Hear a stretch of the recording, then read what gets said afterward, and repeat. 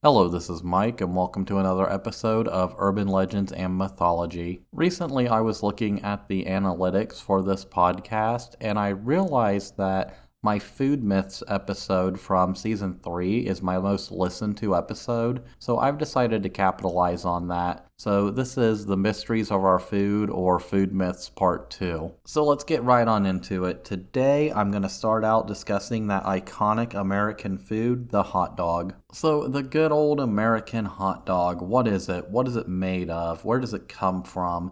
Is it a sandwich? And first off, no, a hot dog is not a sandwich. And y'all can fight me on it. I don't care. Sandwiches require two distinct pieces of bread, not just one piece of bread that's folded over into a holder. And for those of you who make peanut butter sandwiches on a single piece of bread and just fold it over, first off, stop being cheap. And secondly, that doesn't make it a sandwich. It's just peanut butter covered bread that you have now deformed. But anyway, so what's this mysterious origin of the hot dog? Why does it produce all these crazy urban legends and myths around it? It's simply due to the fact that it's just another one of these so-called mystery meats. And this is common amongst most urban legends surrounding food, particularly when it comes to meat. Because when you shred meat or emulsify it and put it in a pie or a tube, it's no longer identifiable to the average consumer on the street. Theoretically, you can claim it came from any animal, and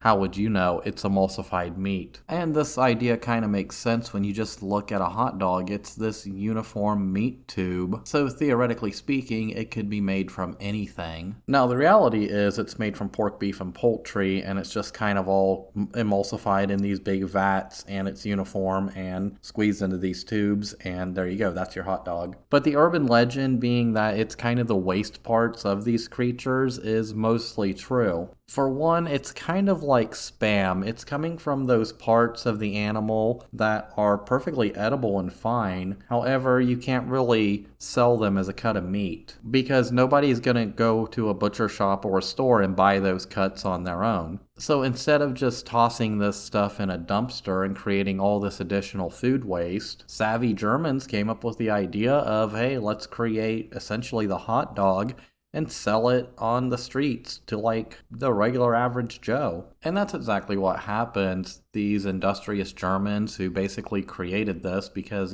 Germany is the sausage mecca. They immigrate to America, and by the end of the 19th century, they're selling them on the street in those little street carts that you see everywhere. It becomes a very popular working class street food. So at first it's being sold on these street corners outside, factories or businesses or stadiums. And it starts to really catch on in popularity. Eventually they start selling them at places like baseball stadiums, and it becomes associated with American baseball. As the hot dog rises in popularity as a working class street food and a popular treat, it shows up in other cities and becomes ubiquitous throughout the US. Then all the regional variations come up. The Chicago dog is a very popular variation of this. The things start getting sold in supermarkets around the country, and it becomes a staple when it comes to backyard grilling. In the 1950s, during that post-war economic boom where everybody's moving to these little Levittown suburbs, throwing a few burgers and a hot dog on your brand new Weber kettle grill in celebration of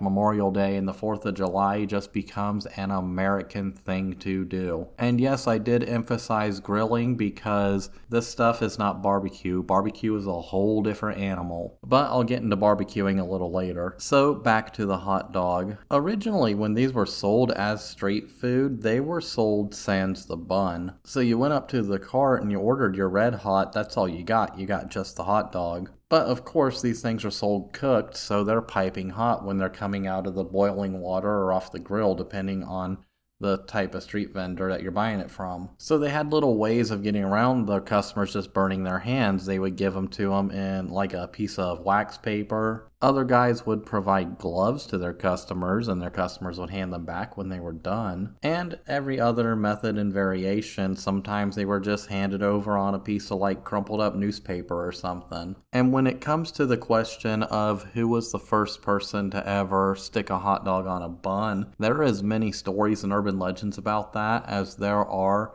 about Bigfoot. Everywhere you go has their own legend or tale about who came up with it first, kind of like the idea of who came up with the hamburger first. Everybody claims it was them. But most historians kind of lock it down to between, 3 or 4 different possible origin stories, ranging from the 1860s all the way up to 1904. So I'll just pick out a few of these urban legends and we'll see if they have any weight behind them. And I'm actually going to go in chronological order, so why not? Our earliest account of somebody combining these sausages with a roll or a bun comes from 1867 in Coney Island. A pie man, guy who sells pies, known as Charles Fetman, he had this cart built, and the cart had a little stove on it, and it had the ability to boil hot dogs. And it said that within this cart, he had a special compartment made to hold these buns so they could be served fresh, the residual heat from the stove keeping them warm throughout the day. This is said to be the origin of the Coney Island Red Hot, and it seems that even by this time, the idea of putting one of these sausages on a bun was already a thing, because he didn't just come up with this idea out of thin air.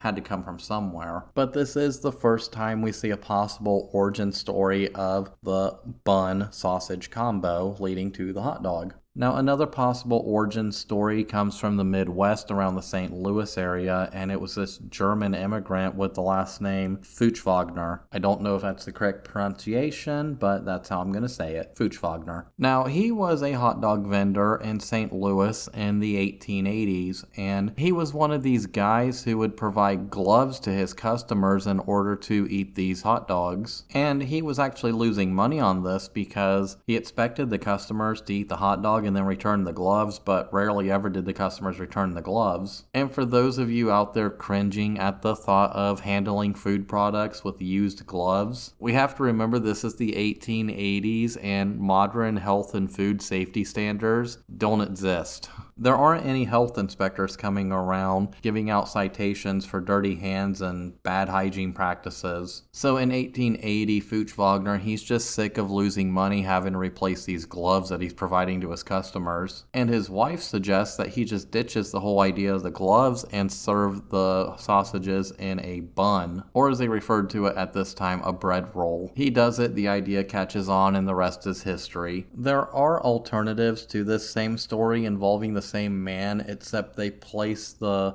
origin a little later. One in 1893 at the World's Columbian Exposition in Chicago, and another one in 1904 at the Louisiana Purchase Exposition in St. Louis. One of the strongest claims comes from a man named Harry M. Stevens, who ran a concession stand at the New York Polo Grounds in 1901. While running this stand, he sold hot dogs, and he sold it with wax paper. And he said that when the wax paper ran out, they came up with the idea of putting these things on small French buns, and that was the origin. And apparently that one has witnesses and claims to back it up. But I think at the end of the day, these stories, these urban legends about who came up with it first is all kind of just urban legend. I think it rose organically everywhere at once as just a necessity in order to eat these hot dogs. But it also brings us to another origin myth. Why do we call them hot dogs? Where did the name dog come from? And once again, we have to thank the Germans, because that's kind of where the whole origin of the slang around these sausages came up. And it comes from accusations that sausage makers used dog meat in the creation of their sausages.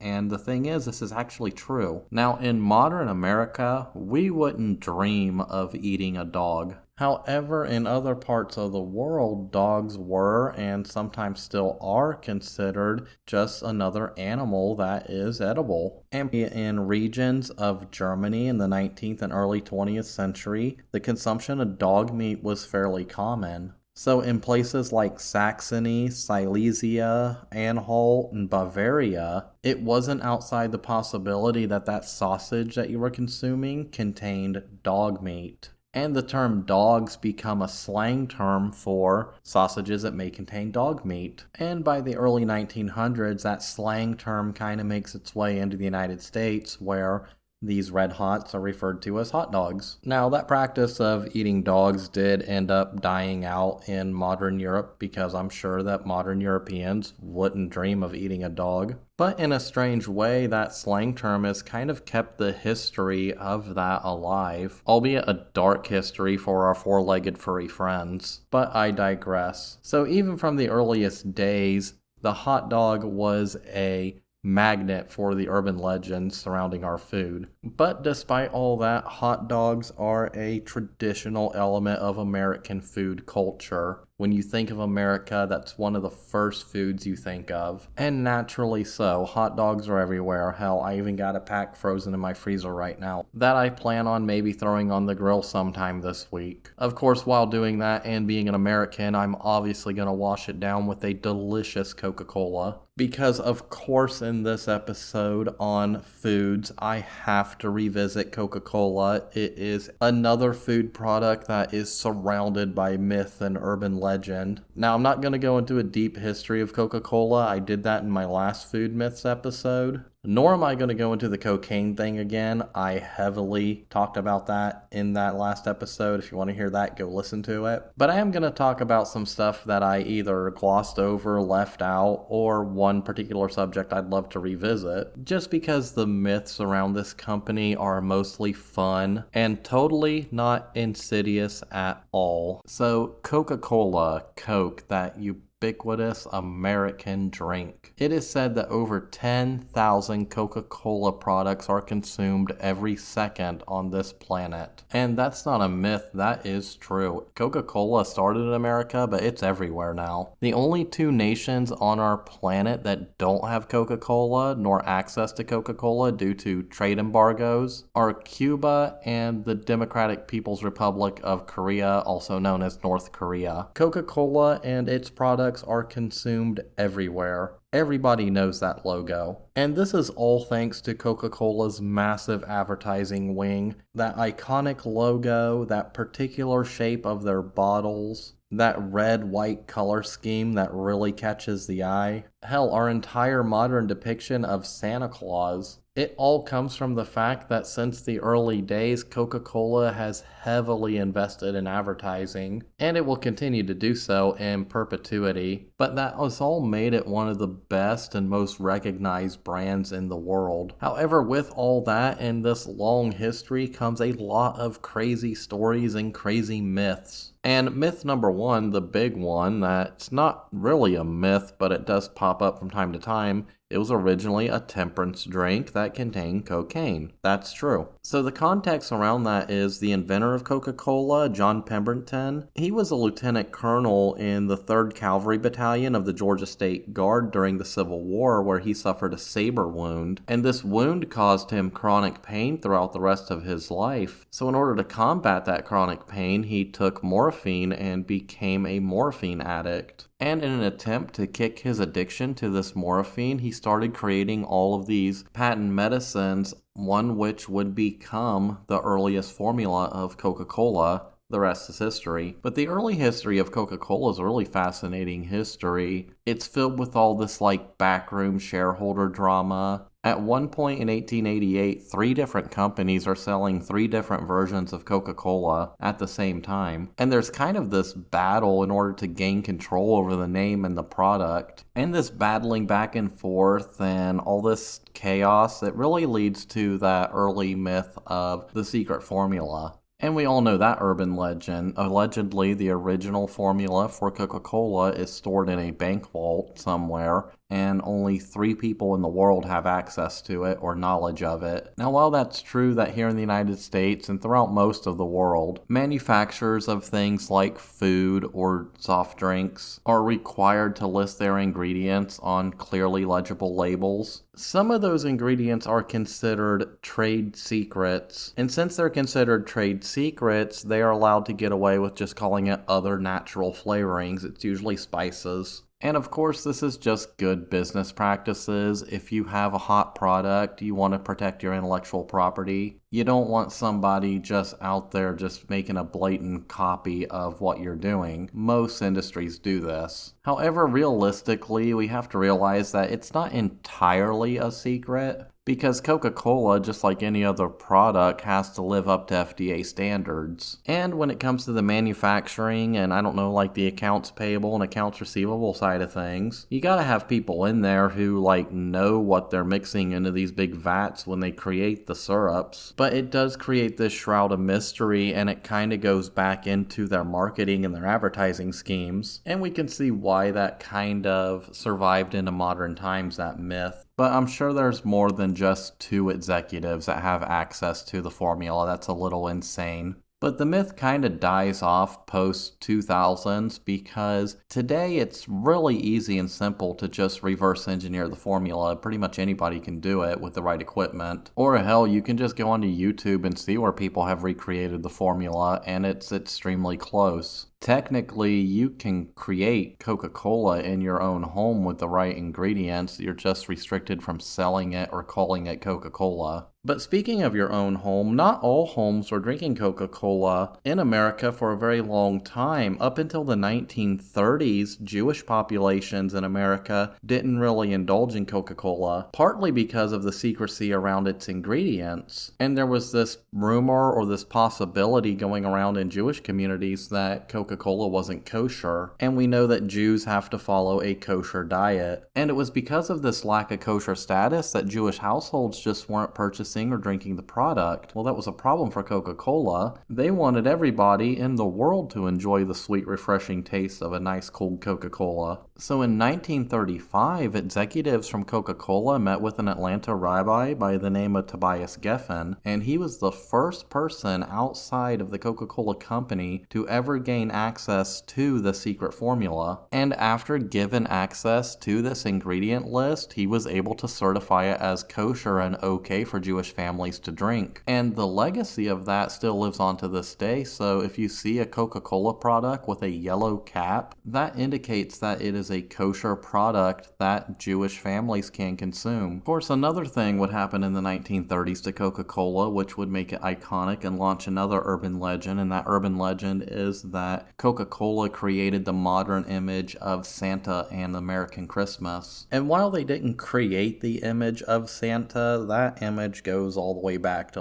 the 18th century. It greatly popularized it. So in 1931, they created this ad campaign of Santa drinking a bottle of Coke. And that general scheme of that ad campaign has run for 80 years, because that whole holiday Christmas campaign kind of ended around 2001 when they restructured their advertising wing to focus on more local markets. But we all know that iconic image. We've seen it. Santa, he's there putting presents under the tree and he has a nice cold Coca-Cola. Or we've seen those red Coca-Cola trucks covered in Christmas lights driving through towns with that slogan, "Christmas is coming." So I could see how that could easily lead to the idea that Santa Claus was just created by the Coca-Cola company to sell Coca-Cola during Christmas time because, in the wintertime, the last thing you're thinking of is a cold, refreshing drink. But when you associate your drink with Christmas, it doesn't matter at that point if it's cold or not. But their craziest ad campaign that they ever did, which was a response to the Pepsi challenge, was their New Coke campaign. Some people consider it a genius idea. Some people consider it completely unhinged and insane. I think it was the stupidest idea of all time. But I don't know, I'm not a mid-80s advertising executive, but the general gist of the urban legend around it that I didn't really touch on in my last episode or rant about this was that it was a ploy by Coca-Cola to shift away from sugar and introduce high fructose corn syrup, which does have a different flavor, and it was to turn people onto that. So essentially what they were going to do was they were going to kill the Coca-Cola formula, introduce New Coke, and when they found out that it was going to be a disaster, they would reintroduce the original formula with this new high fructose corn syrup, because they were betting on by the time that they made the switch back that people would have forgotten the taste of the original recipe and not notice the taste of the high fructose corn syrup. The problem with this idea is Coca-Cola made the shift from cane sugar to high fructose corn syrup in 1974, almost a decade before the idea of New Coke even was circulating. And the guy who was essentially running Coca-Cola at the time, he was all in on New Coke. He thought this was going to be the future. And he thought Coca-Cola was going to make billions on this and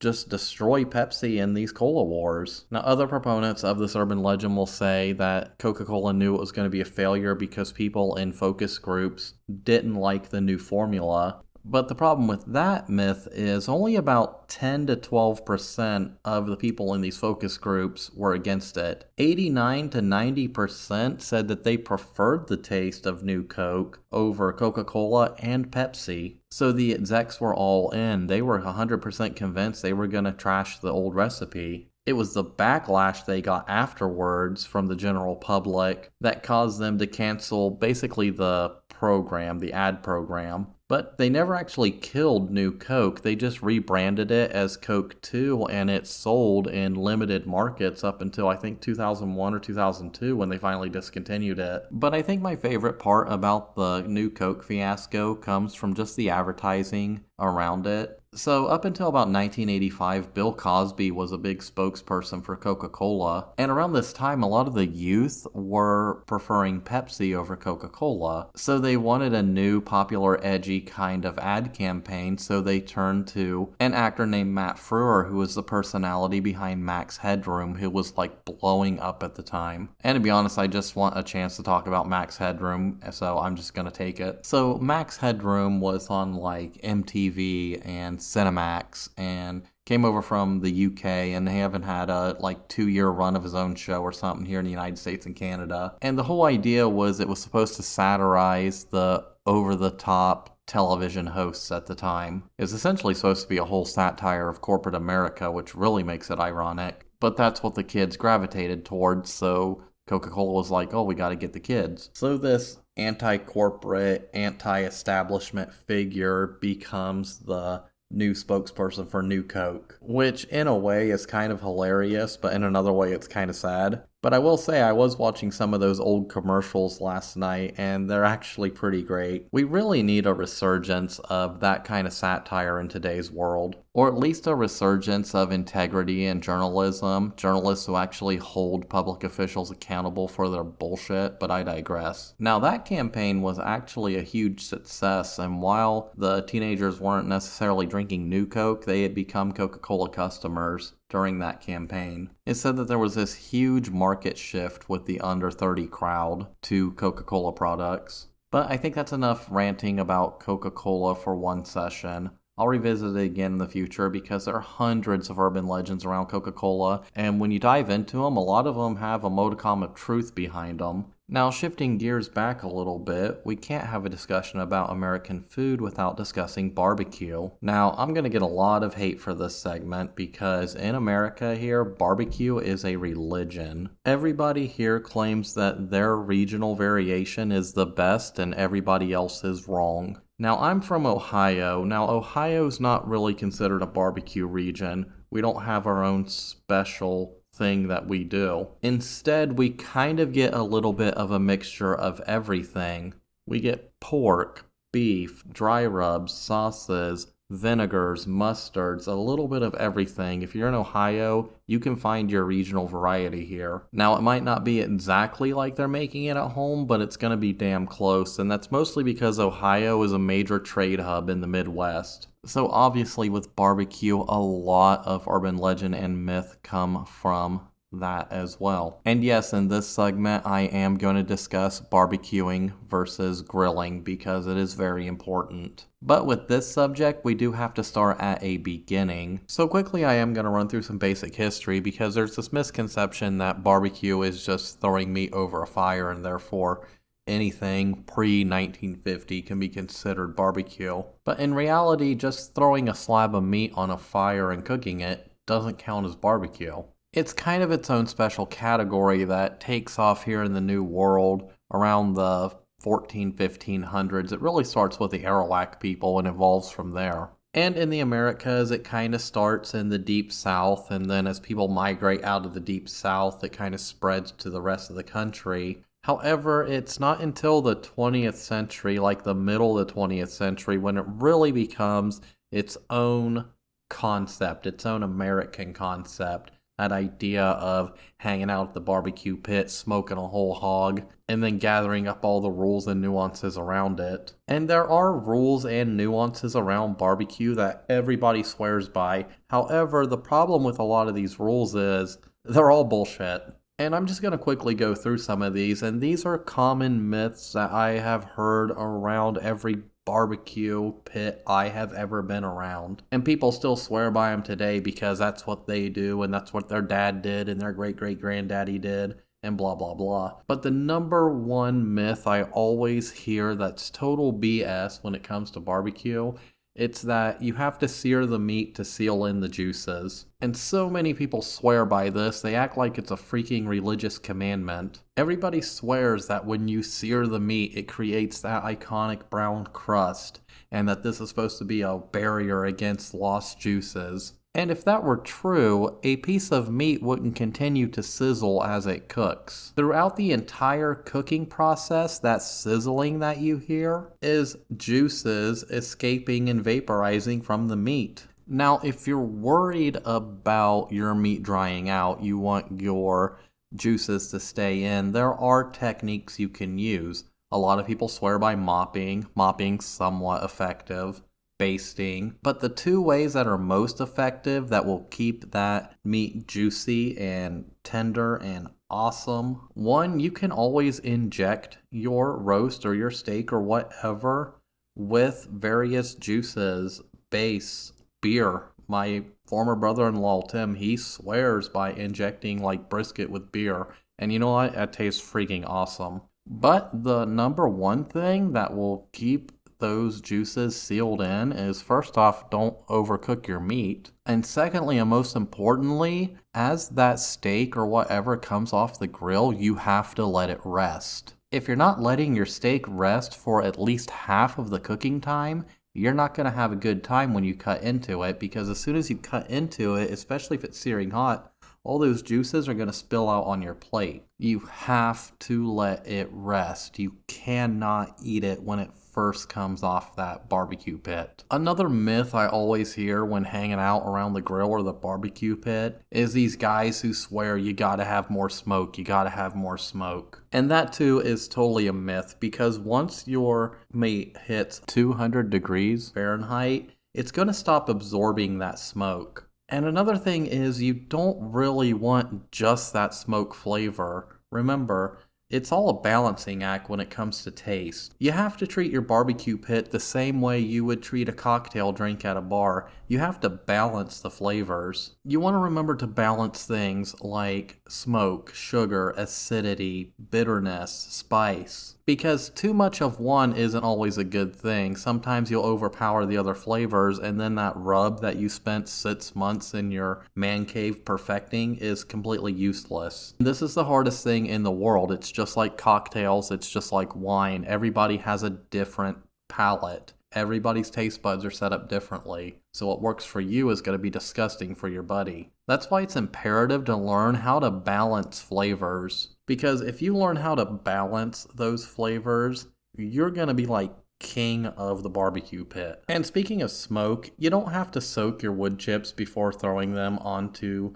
the grill or the smoker. A lot of people say that it creates more smoke. A lot of people say that it creates this situation where the wood burns slower. Well, that's not scientifically true in either of those cases. Those extra plumes you see is not smoke at all, it's just steam. And the thing is, the wood isn't going to smoke until it's dried out. And then once it's dried out to the point where it's smoking, it's just going to burn at the same rate it always does. This is just basic science about how wood burns. And no, you don't need a fancy smoker, some $5,000 smoker with all the special bells and whistles in order to create great barbecue. There are people I know who have those awesome smokers who they can't barbecue worth a damn. To be honest, you can use a basic Weber kettle grill as a smoker. I've done it. I do it all the time. Because at the end of the day, it's the same. It's just low and slow. That's how you create great barbecue, low and slow. You can create excellent barbecue in a cheap $100 Weber kettle grill. You can do it in one of them little $25 grills that you get at Walmart when they have them on sale.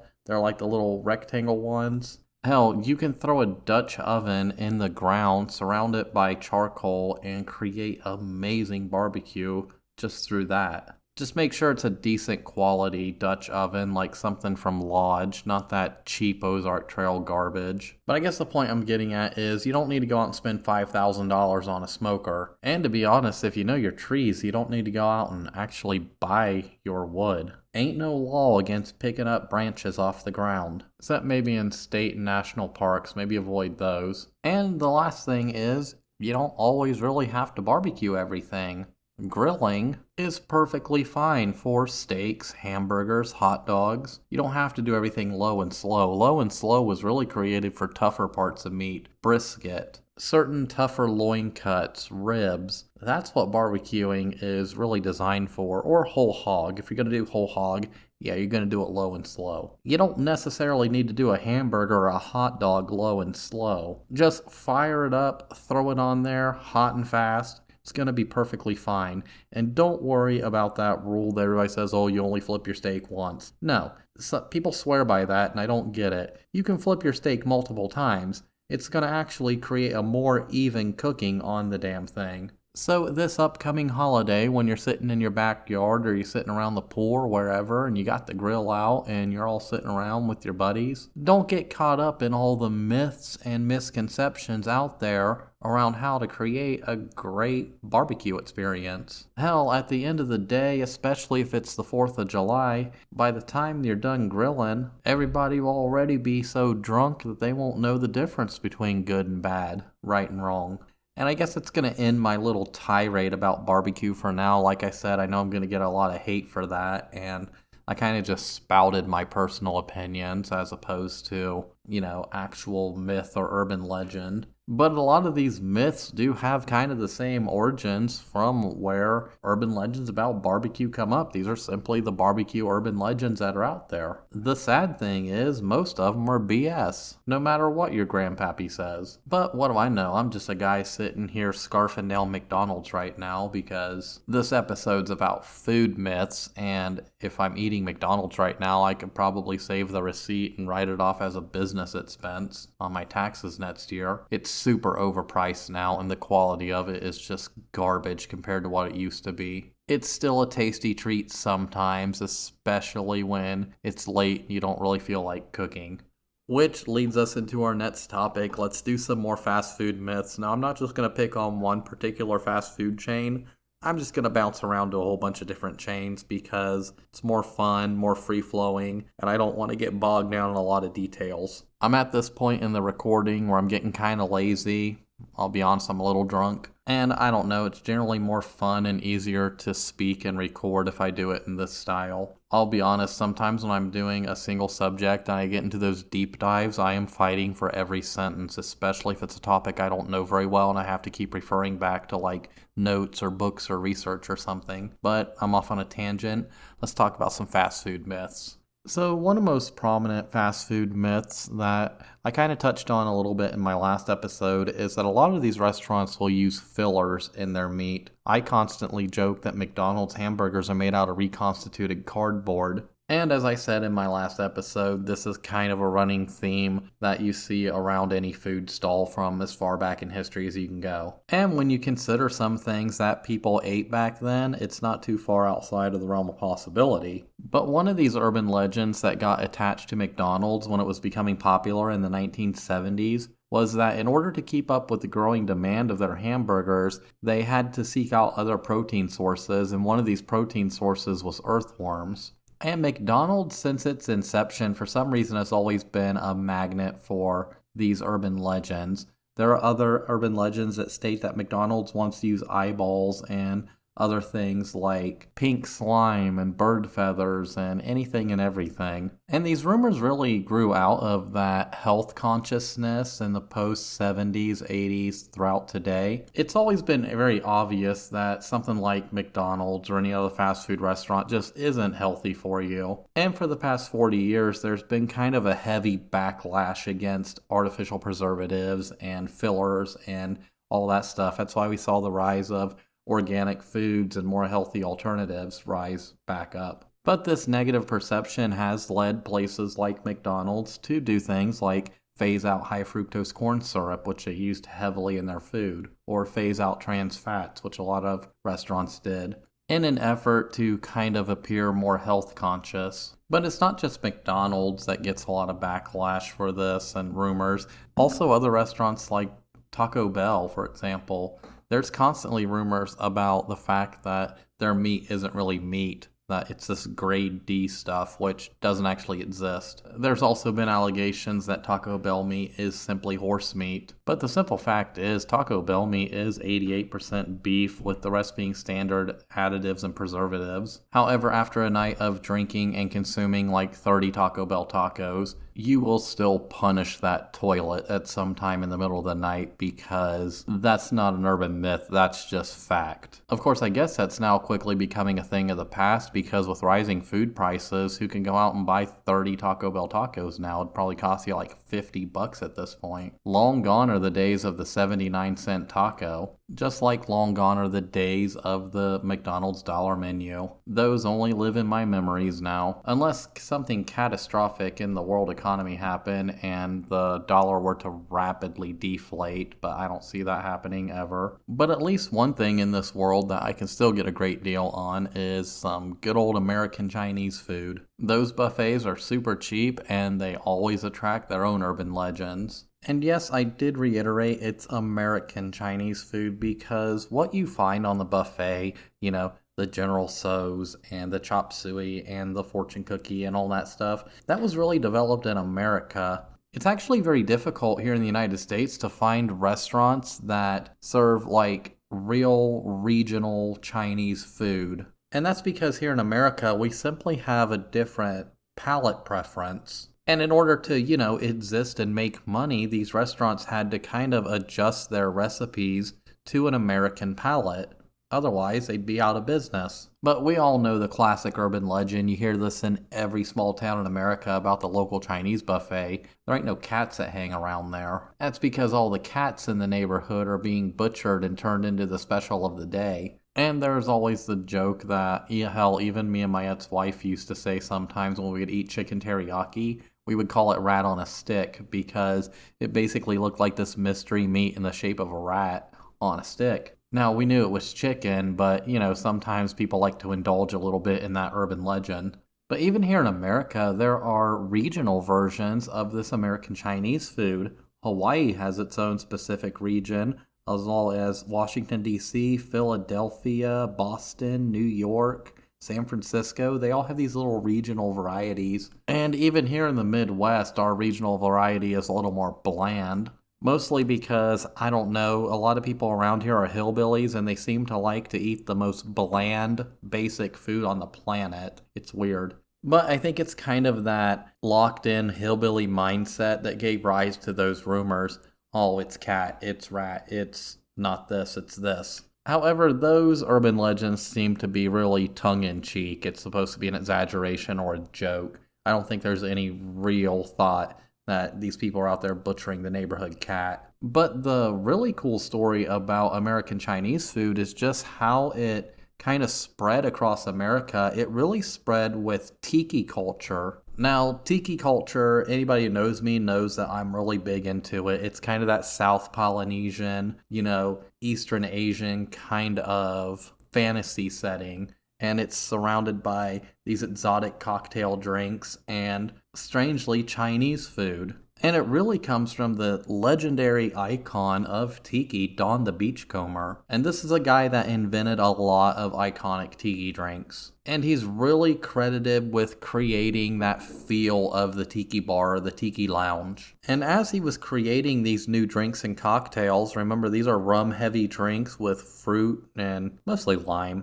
Naturally, you sometimes want something to eat with that, and you want something to kind of offset that sugar that you're getting from those fruit and that rum. And it's just like barbecue, it's just like wine making, it's just like cocktail making. You got to balance everything. So when you have this drink that's really fruity and really sugary, how do you offset that? How do you balance that? You want something savory. Well, what's the perfect thing that's available for that to counterbalance it? American Chinese food. It was loaded with those balancing flavors and it was the perfect accompaniment. And this is a part of tiki that really fascinates me that I think a lot of people forget, that when you want to create that true, really cool tiki experience, you got to add in some American Chinese food. You want to pair your tiki drink with like crab rangoon and General Tso's and whatever. It creates an awesome experience if you're into that. And Don the Beachcomber and tiki drinks and tiki culture is all legendary of itself. I've gotten like way off topic now. I was talking about fast food myths and I got into like Chinese food and tiki. But maybe in a future episode, I'll do an episode about Don the Beachcomber and tiki culture, because that is riddled with mystery and urban legend. Hell, his whole life story makes for a great urban legend if you're into that. But let's finish up with some really fast, like lightning round little myths around food. 1. Pop rocks and soda will make your stomach explode. Never happened to my friends and I when we were doing this in our teenage years. In fact, it's all carbonation and it just made the pop rocks dissolve faster in your mouth. 2. If you swallow gum, it'll last 7 years in your stomach. I don't know where this myth came from. Seems to be the thing that was taught in every playground in every school in America. However, no, it just passes like normal food. 3. Twinkies will outlast the apocalypse. No, the average Twinkie only actually has a shelf life of about 25 days. They expire rather quickly. I think Zombieland, the film, did a good job at dispelling that myth. 4. Spicy foods cause ulcers. If this were true, half of people in Thailand would be dead. Have you eaten Thai food? It's super spicy. They actually take pride in that. 5. Carrots can help you see in the dark. That was actually part of a misinformation campaign because Britain had invented radar and they didn't want the Axis to find out about it. So they spread this rumor that carrots make you see better at night. And sits because, I don't know, I just wanted to do sits. Pineapple on pizza is an abomination. That is an outright lie. Pineapple on pizza is freaking amazing and I will fight anyone on this. But I think I'm going to wrap it up on food myths today. I'm going to go eat the last few bites of that forbidden donut that I sold my soul to the devil for, a la Homer Simpson. Please, somebody understand that joke. In the meantime, as always, I do thank you for listening.